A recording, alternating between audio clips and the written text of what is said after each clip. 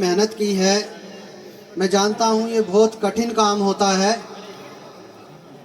एक एक व्यक्ति के साथ बात करनी पड़ती है, धनराशि इकट्ठी करनी पड़ती है, संगीत के लोग, बाकी ये सारा काम जो है इसके लिए बहुत मेहनत करनी पड़ती है। मैं सारी टीम को जो है इसके लिए बधाई देना चाहता हूँ। आप जितने लोग आज यहाँ आए हुए हैं, मैं आपके साथ 5-6 मिनट बात करूँगा। अगर नहीं सुनेंगे तो फिर आधा घंटा करूँगा। तो क्योंकि आपको गाने ज़्यादा पसंद हैं, इसलिए मेरे से जल्दी छुटकारा मिल जाए, इसलिए ध्यान से सुन लें। आप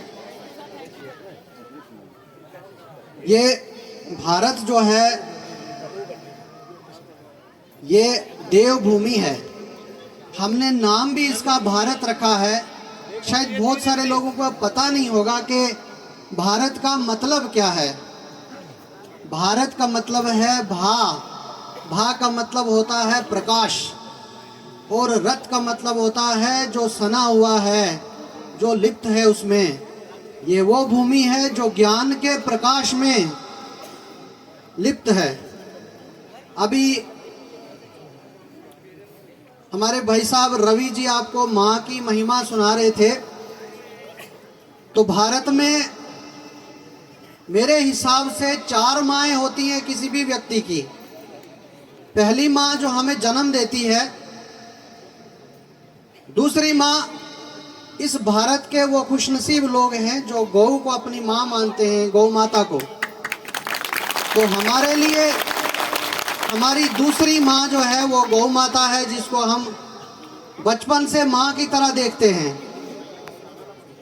हम खुशनसीब लोग हैं जिनको समाज ने ये चीज़ सिखा दी कि अपनी माँ सबसे सुंदर है।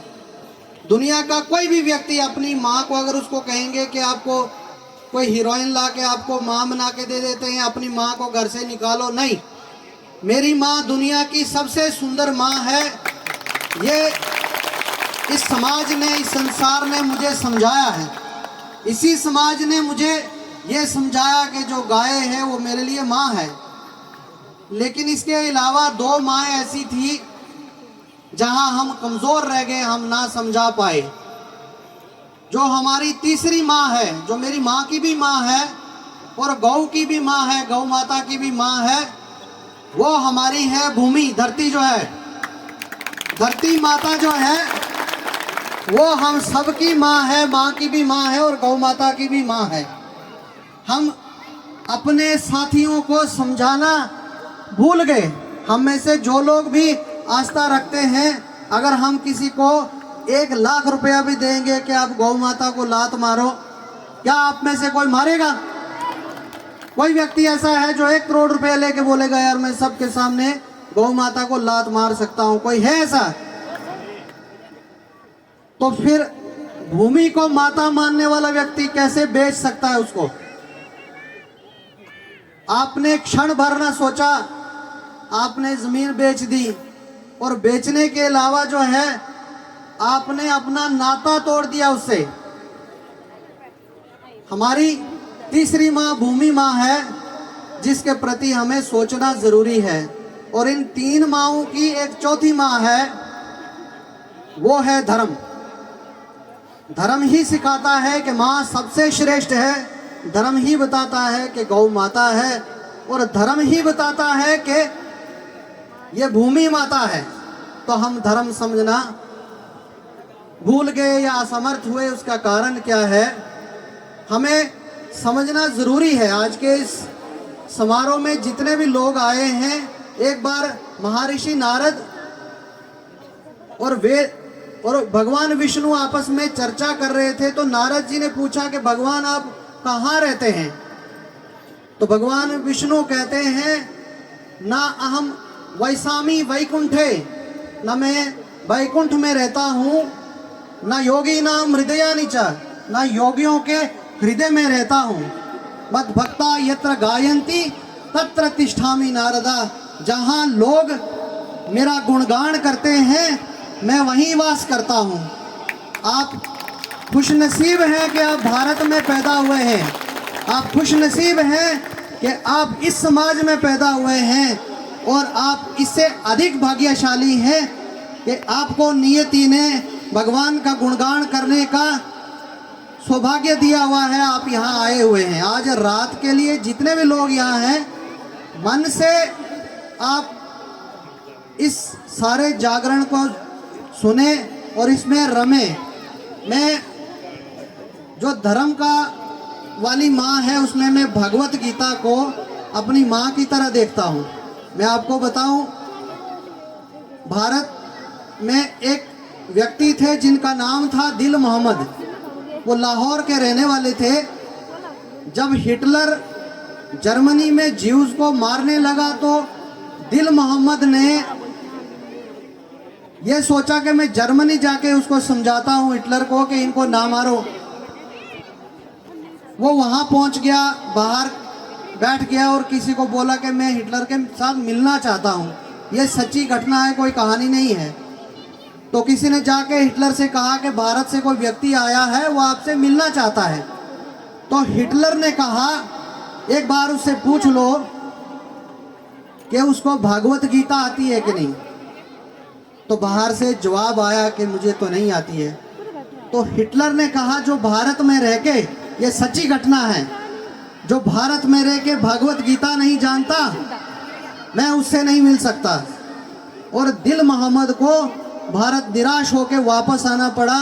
उसने ये सोचा कि मुझे भागवत गीता जो है एक बार पढ़ लेनी चाहिए। और उन्होंने भागवत गीता का इतना अच्छा अध्ययन किया कि उर्दू में उन्होंने दिल की गीता लिखी, जिसमें उन्होंने संस्कृत के श्लोकों को उर्दू में श्लोकबद्ध तरीके से बनाया। मैं आपको एक और उदाहरण देता हूँ। सैयद इब्राहिम रस खान थे जो भारत में आए और कृष्ण भक्त हो गए। वो भगवान कृष्ण के लिए क्या लिखते हैं, आप ध्यान दीजिए, मैं आपको बताता हूँ। भगवान कृष्ण गीता में कहते हैं कि वो व्यक्ति जो मुझे शरीरधारी समझ रहा है, वो मुझे समझने में असमर्थ हो गया। और इसी चीज़ को सैयद इब्राहिम रस खान क्या बोलते हैं, शेष गणेश महेश दनेश सुरेशा जाहू निरंतर गावे, जाहि अनादि अनंत अखंड अछेद अभेद सुभेद बतावे, नारद से सुख व्यास रटे पचिहारी ताव पुनि पार न पावे, तही अहीर की छोहरिया छछिया बर छाछ पे नाच नचावे। मतलब क्या है कि शेष गणेश महेश दनेश सुरेश हो गए, इंद्र दिनेश हो गए सूर्य भगवान, जाहू निरंतर गावे, जिसको निरंतर ये लोग गा रहे हैं, जाहि अनादि अनंत अखंड अछेद अभेद सुभेद बतावे। हमारे वेद शास्त्र जिसे कहते हैं कि वो अनादि है, अनंत है, अखंड है, उसको समझना बहुत कठिन है। नारद से सुख व्यास रटे, महर्षियों में जो नारद हैं और सुख और व्यास ऋषि जो हैं, जिसको दिन रात रट रहे हैं, उनको पता नहीं चल रहा है कि वो महाशक्ति कौन है। और उस महाशक्ति के लिए अगली लाइन में उन्होंने क्या बोला है, तही अहीर की छोहरिया छछिया बरछाछ पे नाच नचावे। ऐसी महाशक्ति को वृंदावन की बेटियां बोलती हैं कि कान्हा अगर तुम नाचोगे तो हम तुम्हें कटोरी भर के लस्सी देंगे, और वो लस्सी के लिए नाच रहा है। इसका मतलब ये है कि कृष्ण की गीता और गीता के कृष्ण को समझना इतना आसान नहीं है। अगर हिटलर इस बात को जानता है तो भारत के प्रत्येक व्यक्ति को मरने से पहले भागवत गीता को समझने का प्रयत्न करना चाहिए, पढ़ने का नहीं, समझने का। भागवत गीता में आपकी हर वो चीज़ का जवाब दिया होगा। जब आप कुछ भी मन में सोचते हैं, आपके साथ बुरा क्यों हो रहा है, आप अच्छा करते हैं तब भी गलत होता है, क्यों होता है, तो इस सब चीज़ों का उसमें जवाब है। हमारे जो लोग ज्योतिष जानते हैं, मैं ज्योतिष थोड़ा सा जानता हूँ, कुंडली देख लेता हूँ थोड़ा बहुत। जो लोग ज्योतिष जानते हैं वो किसी का माथा देख के बता सकते हैं कि इसके भाग्य में राजयोग है या नहीं। और जो लोग भागवत गीता का 12वां अध्याय जानते हैं, केवल 20 श्लोक हैं, मैं तो 20 पढ़ के तो नहीं सुना सकता। जो लोग भागवत गीता के 12वें अध्याय के 20 श्लोक जानते हैं, वो रास्ते चलते किसी भी व्यक्ति को देख सकते हैं कि वो धार्मिक है या नहीं। हम जब कुंडली में देखते हैं तो हमारी कोई माता जो है अपने पति से परेशान है, कोई पति अपनी बीवी से परेशान है, कहीं सास बहू से परेशान है, कहीं बहू सास से परेशान है, कहीं बीमारियों से ग्रस्त हैं हम लोग। इन दुखों का कारण क्या है, भागवत गीता में अच्छे से लिखा है। अब ज्योतिष के हिसाब से जब इस चीज का अर्थ देखते हैं तो क्या होता है, अवश्यमेव भुक्तव्यम कृतकर्मा शुभाशुभम। हमारे शुभ और अशुभ कर्मों का लेखा जोखा हमें भोगना ही पड़ता है। ना भुंकते क्षयते कर्मा कल्प कोटि क्षतेर भी। करोड़ों साल बीत जाने के बाद भी हमने जो किया है, जब तक उसका हिसाब नहीं होगा हम छूट नहीं सकते। अब इतनी सारी चीज़ों को जान नहीं सकते, हर व्यक्ति जो है वो ज्योतिष का ज्ञाता नहीं बन सकता है। तो जीवन में क्या करना चाहिए, 3-4 चीज़ों का ध्यान रखना चाहिए। मैं समय ज़्यादा तो नहीं ले रहा हूँ। अगले दिन राज देने वाले थे, रात को वनवास दे दिया। अगर वो भगवान राम के साथ ऐसा कर सकते हैं तो हमारे लिए बचने का कोई मार्ग नहीं है। तो प्रथम चीज क्या है कि अपने जीवन में, आपके जीवन में नारी किसी भी रूप में है, आपकी पत्नी है, माँ है, बहन है, बेटी है, दोस्त है, नारी की प्रताड़ना नहीं होनी चाहिए। लेकिन जब हम ये चीज सोचते हैं तो अधिकांश लोगों को लगता है कि नारी को परेशान तो पुरुष करते हैं, लेकिन नहीं, नारी को सबसे ज्यादा परेशान नारी ही करती है। तो अपने जीवन में पहली चीज याद रखें, अगर आप नारी के बारे में गलत सोचते हैं, उसको नीच समझते हैं, उसको कमजोर समझते हैं, तो जितना शिवलिंग पे जाकर जल चढ़ाइए कुछ नहीं बनेगा। दूसरी चीज क्या है, ध्येय अभिमान, अपने शरीर के रिलेटेड अभिमान होना। मैं गोरा हूँ, मैं लंबा हूँ, मैं पैसे वाला हूँ, मैं जहाँ खड़ा होता हूँ लोग मेरी सुनते हैं। जिस व्यक्ति को अपने शरीर के रिलेटेड अभिमान है, पूजा पाठ से उसको कुछ नहीं मिलेगा। क्यों? भगवान कृष्ण उसी 12वें अध्याय में कहते हैं, भगवान कृष्ण उसी 12वें अध्याय में सारा लिखते हैं कि मेरा भक्त कौन है। कहीं नहीं कहा है जो व्रत रखता है, जो पूजा पाठ करता है, जो दान करता है, ना। संयम्येन्द्रिय ग्रामम सर्वत्र समबुद्धया, जो अपने बुरे कामों से बचता है, सर्वत्र समबुद्धया, सब लोगों को बराबर दृष्टि से देखता है। अगली लाइन जो है उसकी आत्मा है। क्या कहा है स्वयं भगवान कृष्ण ने, मैं आपको बताऊं, भागवत गीता जो है, महर्षि वेद व्यास कहते हैं, गीता सुगीता कर्तव्या की मन्यै ही शास्त्र विस्त्रैहि, यह स्वयं पद्मनाभस्य मुखा पद्माद्विनिसृता।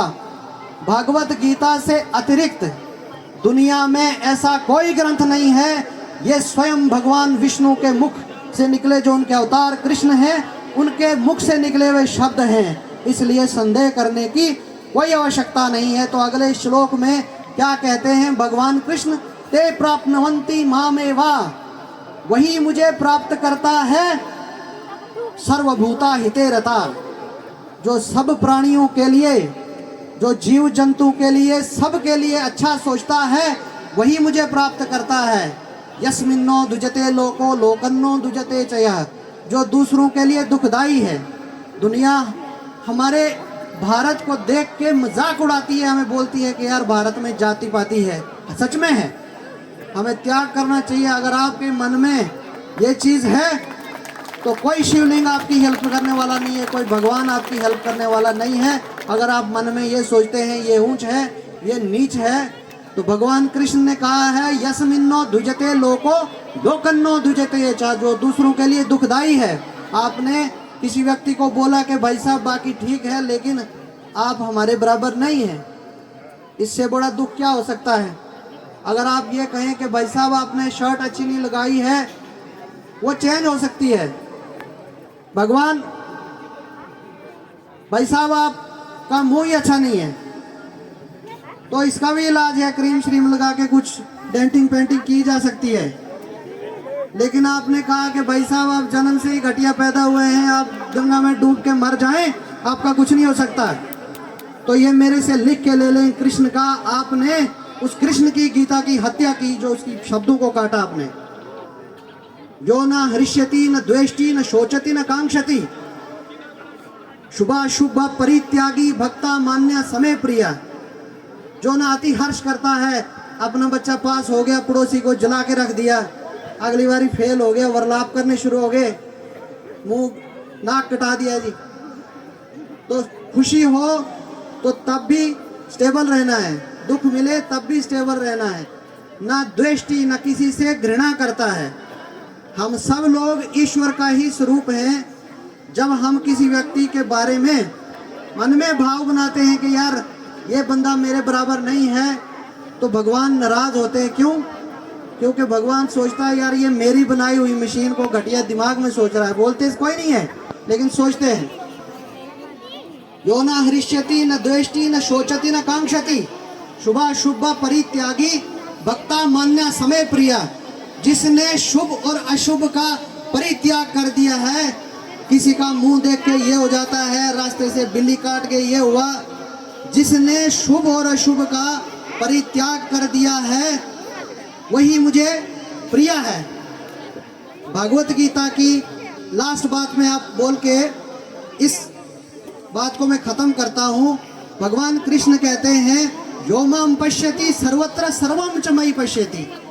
जो मुझे हर जगह देखता है और हर चीज में मुझे देखता है।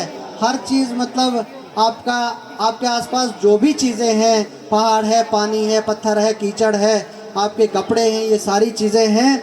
यो माम पश्यति सर्वत्र सर्वम च मयि पश्यति। जो मुझे हर जगह देखता है और हर चीज में मुझे देखता है, तस्याम ना प्रणश्यामि सच में ना प्रणश्यति। वो मेरे लिए गायब नहीं होता, मेरे लिए विनाश नहीं होता, मैं उसके लिए विनाश नहीं होता, हम हमेशा साथ रहते हैं।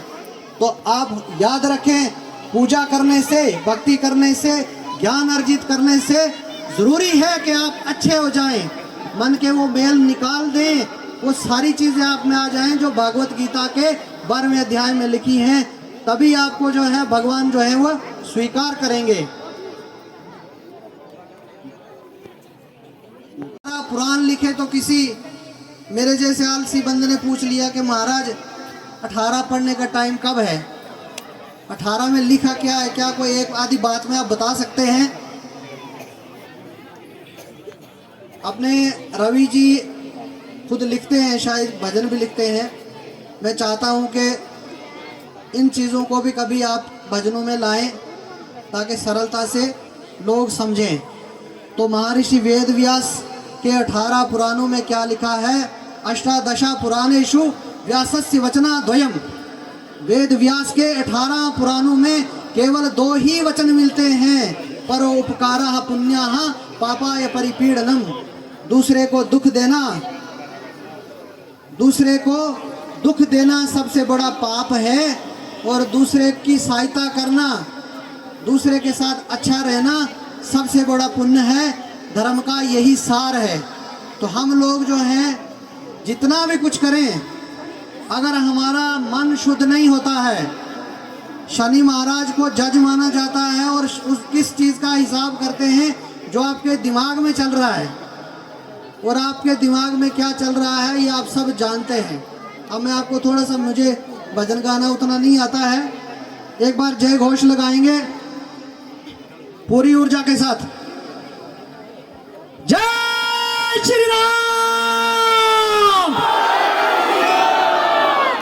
नहीं, बहुत सारे लोगों ने नजारा ही देखा। एक बार दोबारा, जय श्री राम। बहुत बहुत धन्यवाद।